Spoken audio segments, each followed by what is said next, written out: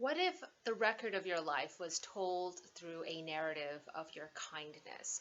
What if the story of your life, your biography, was a record of your acts of benevolence and compassion? Around 300 AD, the Taoist alchemist Ge Hong prescribed a method for achieving transcendence, and that was through living by the doctrine of benevolence. What is transcendence? Well, in esoteric Taoist lexicon, it was tied to the concept of immortality.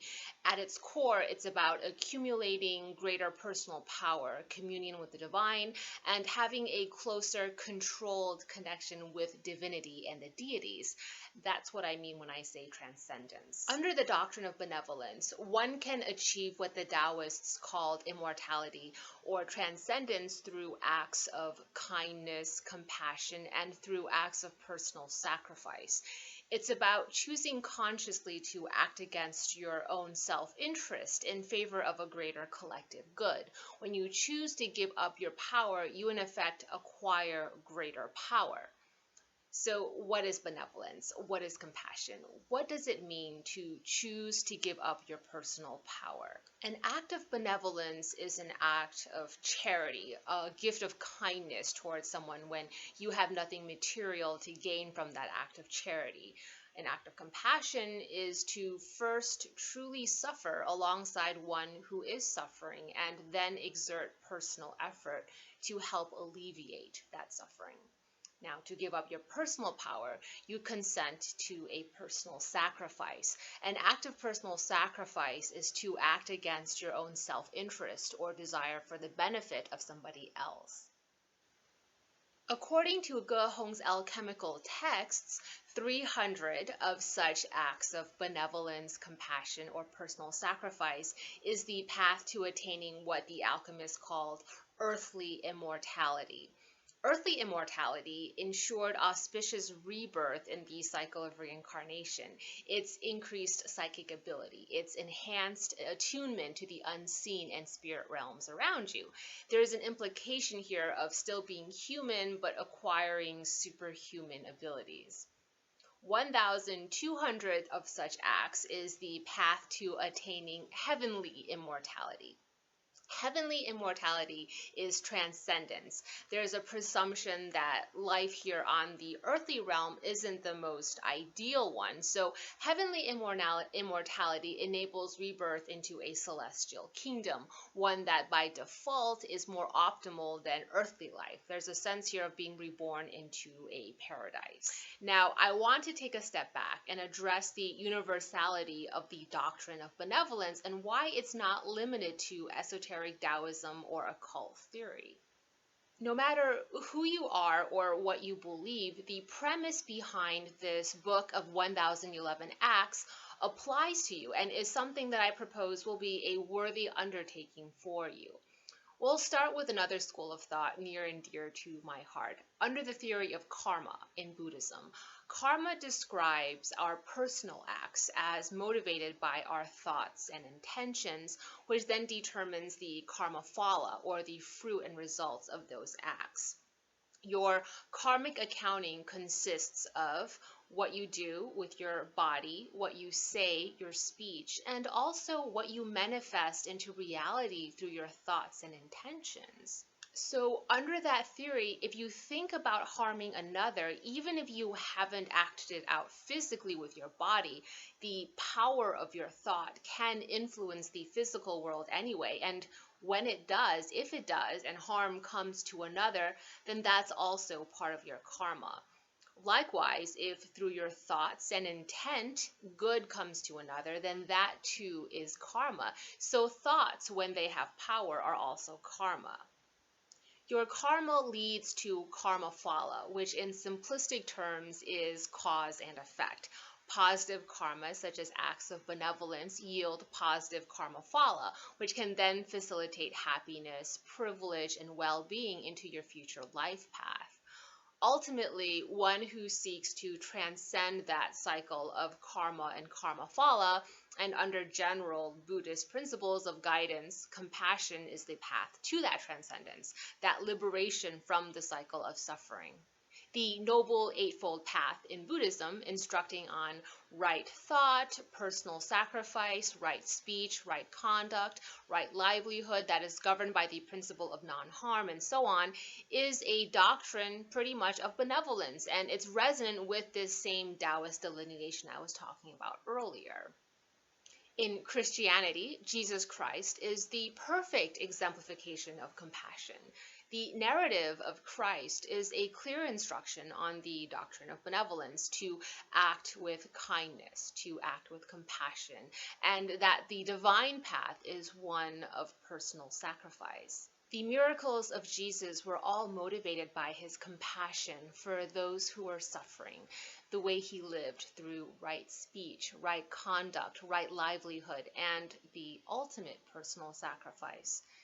Instructs on a doctrine of benevolence that brings you salvation and closeness to God. Salvation or transcendence is achieved when you can suffer alongside the suffering, and when your compassion moves you to do what you can to alleviate somebody else's suffering.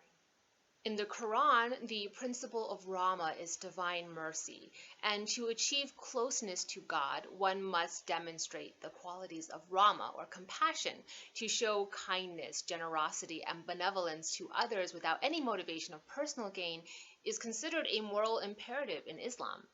The Prophet Muhammad preached the doctrine of benevolence to demonstrate Rama, or compassion, to humanity at large, including to animals and all of God's creations. Thus, in the Quran, when a prostitute feeds a hungry dog, she is delivered salvation and enters the gates of heaven for her good deed, her act of benevolence. The whole of Islam sprung from Muhammad's compassion for the suffering and evil that we humans bring upon ourselves through our acts, our speech, and our lifestyles, or as the Buddha would have put it, our karma and karma phala. In South African philosophy, there's a principle called Ubuntu, and that is essentially a doctrine of benevolence, to affirm your own humanity by recognizing and respecting the humanity of others. So if there is a universal principle that unites all of us, no matter our creed, it seems to be the doctrine of benevolence, which is a teaching or policy of extending goodwill to other sentient beings, to act charitably and to be kind, to care about a collective good over an individual good. Thinking further on this universal doctrine of benevolence, and more specifically the esoteric Taoist principle of power cultivation through the practice of good deeds, I wondered about what sort of memoirs could be written from records of our good deeds. What if the story of your life is told only through a record of your acts of kindness, your benevolence, compassion, and a log of your personal sacrifices?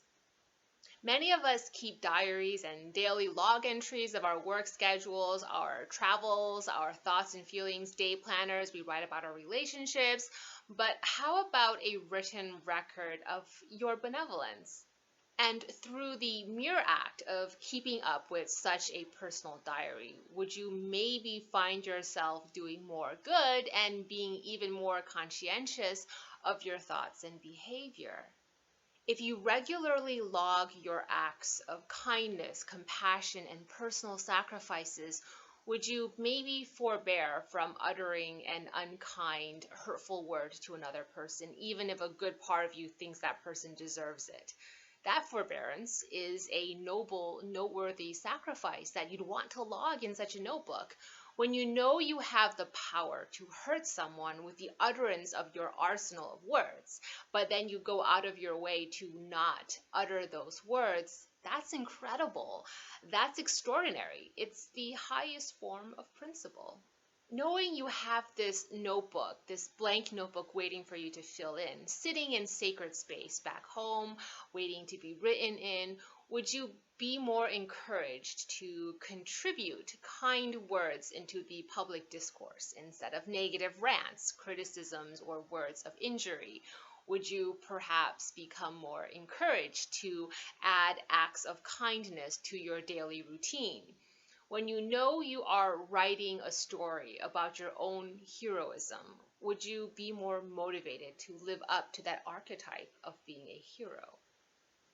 I think that is a worthy experiment I would like to try, and I hope you'll join me. There are 3 versions of this notebook that I'm providing you with that you can work with, depending on your preferred framing. I've created a notebook that logs 1,111 acts of kindness, compassion, or personal sacrifice that you can keep so that you can inspire yourself to uphold this doctrine of benevolence. So, what goes into your record? Well, that's entirely up to you. What does compassion mean to you? What forms of personal sacrifice arise to the level of benevolence for you? Log everything that is meaningful to you, from having tipped that waitress who looks exhausted and overworked more generously than usual, or helping an old lady carry her groceries, or buying coffee for that man in line behind you at the cafe. Record that time, you just baked a pie for your neighbor for no reason at all, or you left a surprise gift in a complete stranger's mailbox just to brighten up that person's day, or even something as simple yet profound as leaving sincere words of encouragement as a comment to somebody's blog or video, or something not so simple yet equally profound, like that time you'll forgive someone who does you wrong and you forbear from retaliation. The point of this video is to introduce the digital files that I want to give you that I hope you'll use. You can get it printed and bound by a third-party print-on-demand publisher, or you can print it yourself and set it into a 3-ring binder. Like I said, there are 3 versions to choose from, and it's all really framed based on wording and what works for you. You can either have a book that's titled 1,111 Acts of Benevolence, 1,111 Acts of Compassion, or the book of 1,111 Sacrifices. As you log your acts, treat every act of kindness as equal. Whether you've spent 3 hours listening to someone vent out her problems without ever telling her what she should do, or inserting your opinions into the conversation, you're just listening and letting her transfer her sorrows onto your shoulders, holding those negative sorrows for her as a burden. That's an act of kindness when you hold somebody's burden on their behalf, or it's donating your disposable income to your favorite charity.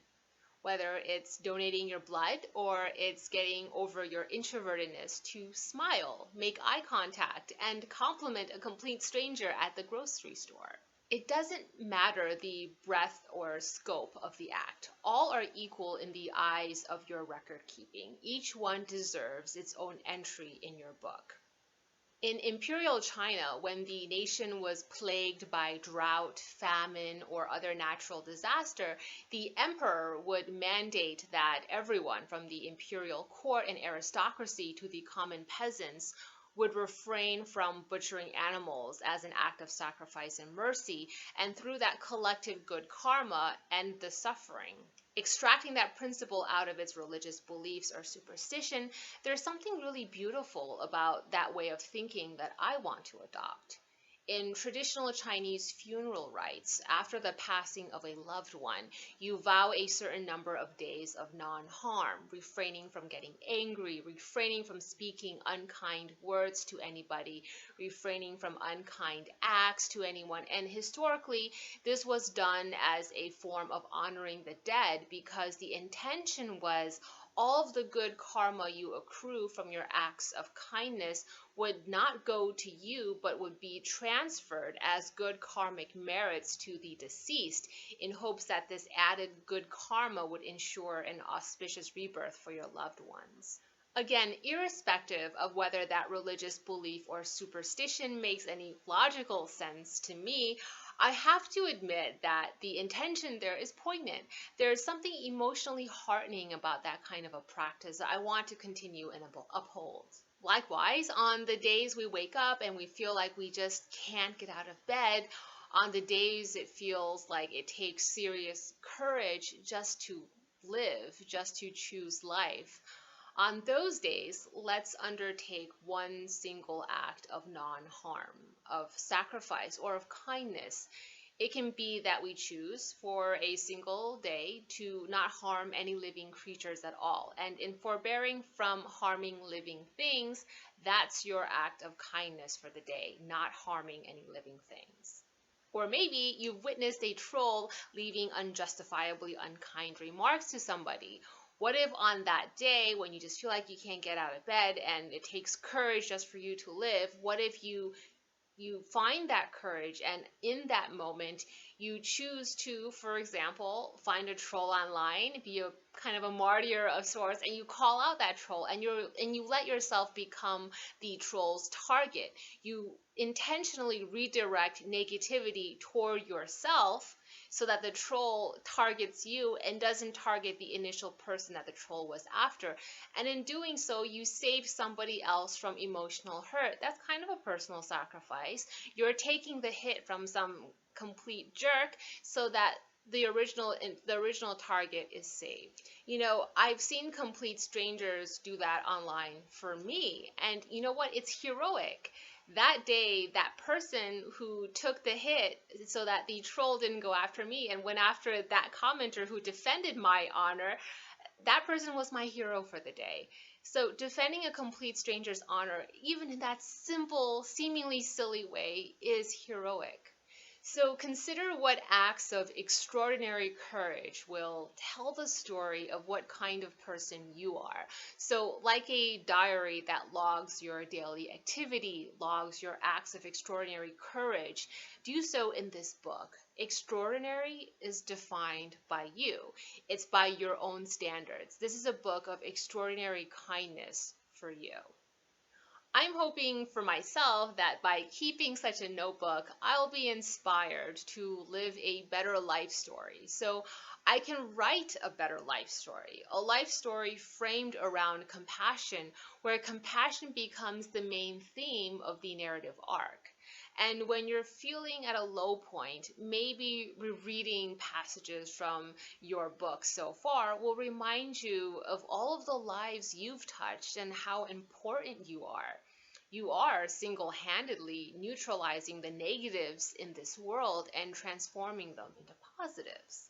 If you're open to Eastern beliefs per Taoism and Buddhism, then who knows, maybe the log of such a book, 1111 Acts of Compassion or Personal Sacrifices, will become a memoir of your spiritual transcendence. Adhering to the doctrine of benevolence and accumulating good deeds is one path to achieving personal power and vitality. It's also a path that will take you closer to your expression of God or divinity.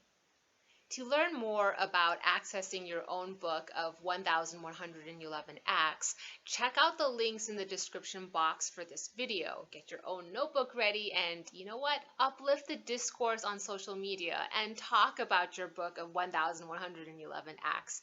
Share the message of this book through the hashtag 1111acts, and let's transform the current public, global, social, political narrative to one of kindness, compassion, and benevolence.